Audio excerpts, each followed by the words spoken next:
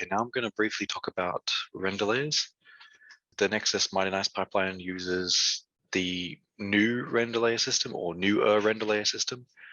So make sure you've got that enabled. So just go Windows, Setting Preferences, scroll down to Rendering, and then make sure the preferred render setup system is set on render setup, and it's not using the legacy render layers. Otherwise, it won't show up and you won't be able to do anything. Now that we do have that set, you have this button up here, which is your render layer button. Click that, and this will list all your render layer options. I highly recommend going through the Maya documentation just to sort of get a better understanding about this, but I will go over briefly how to set this up and what to look out for. So this top section here is your master layer if you're using the old setup.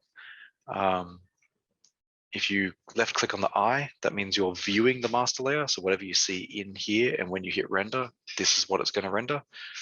The checkbox to the right of it, this little clapper, this is just letting it know that it is a renderable render layer.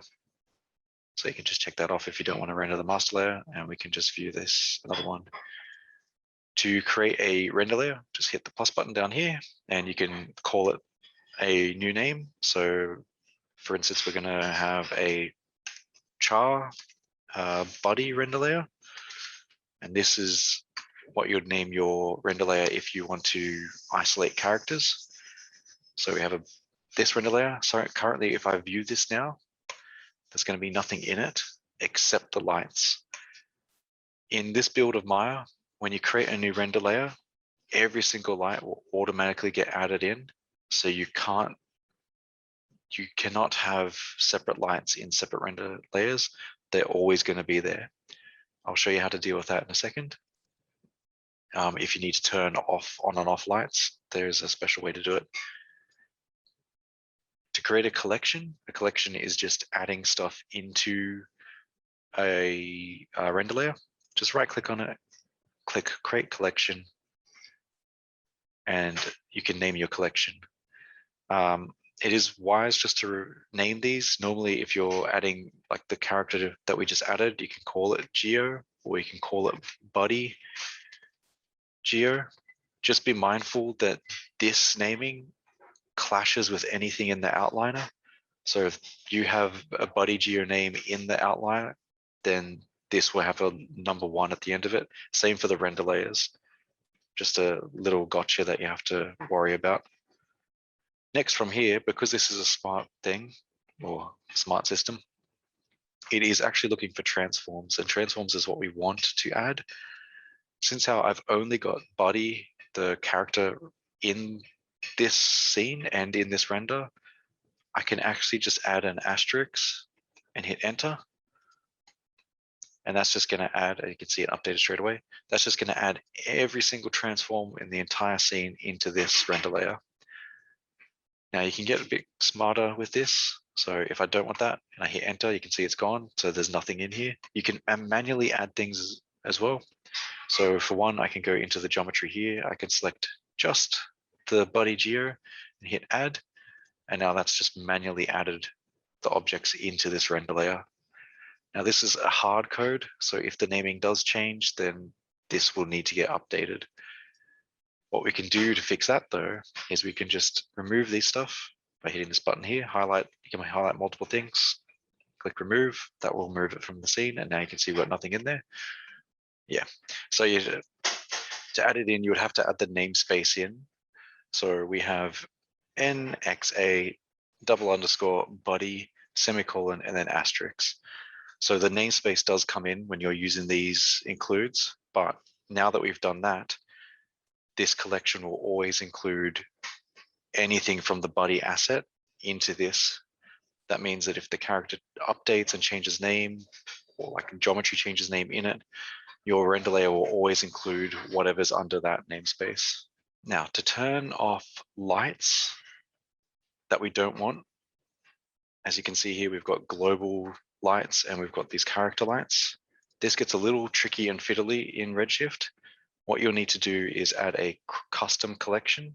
So what I normally do is create a custom collection, call it lights off, underscore off, or lights, sorry, lights off. And then in here, you have to select custom. This is a type of filter. The easiest way to get the filters, and I'll show you this in a second, is because if we add the lights, these lights here are just for Maya default lights and not Redshift lights.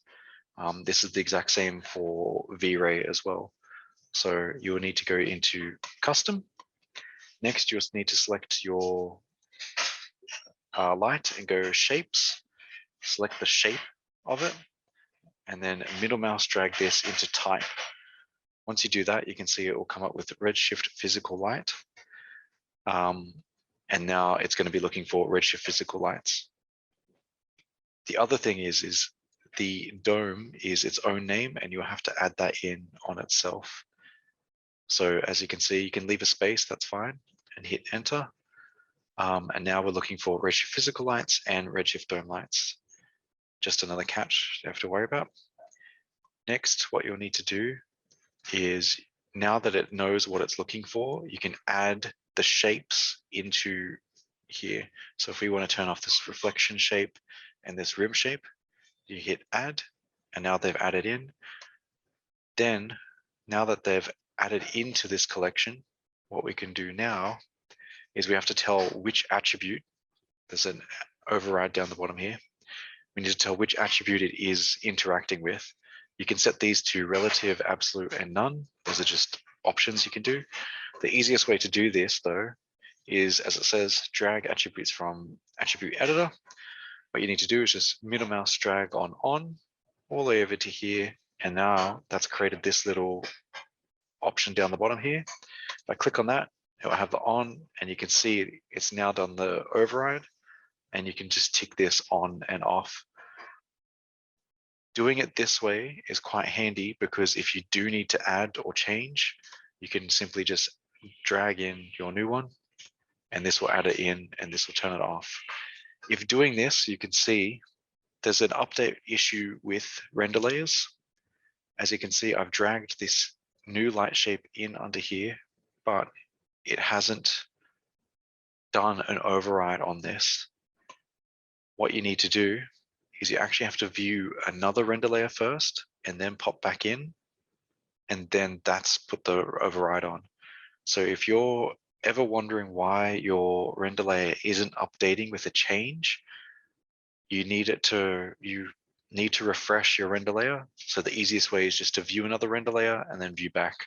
This could also just view the master layer if you want to, and then just view the render layer itself. It's just a catch that you just have to watch out for if things aren't updating properly in your scene.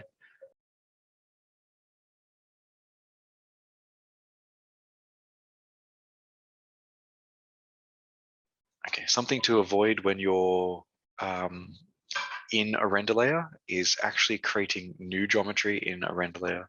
So if we go create polygons cube, what you can see it's done is it's added the cube, but it's added a new collection into your scene and added the cube here.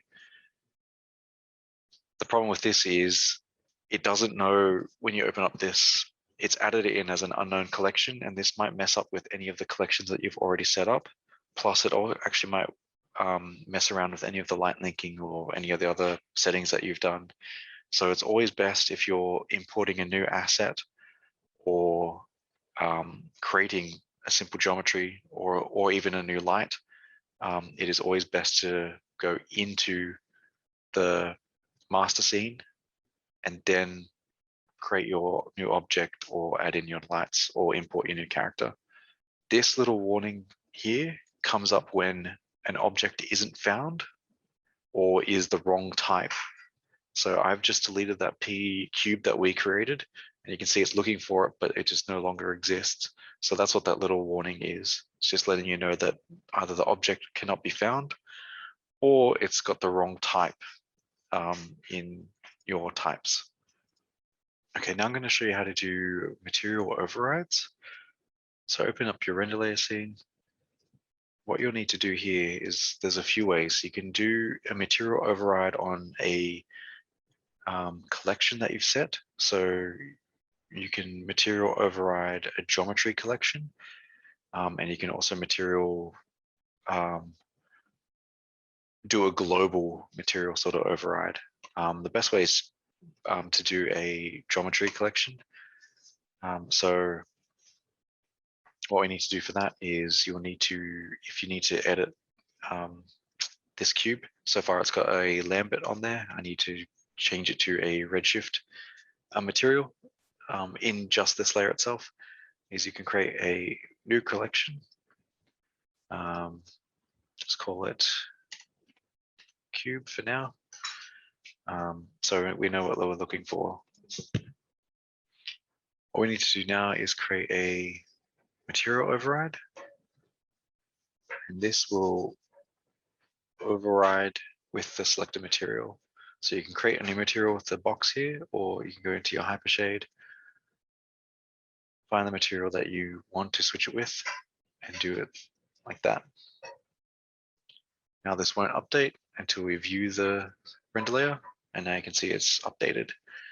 So you need to create your collection first, middle mouse drag your material override in, and then this will override it. As you can see here, switch back to this layer, it's blue, switch back to this layer, it's red. But you have to make sure that you do it on the objects that you're suggesting. If you need to do a shader override, what you can do with that is it works on the SG node rather than the material node. To create AOV overrides, it is similar to adding lights on and off. What you need to do is you'll need to create a new collection. We can just call this AOVs for now. What you'll need to do, same thing, is you'll need to change it to custom. The easiest way to find the type of the AOV, what you need to do is tick off the show DAG objects only. This has the, currently we're using the AOV collection.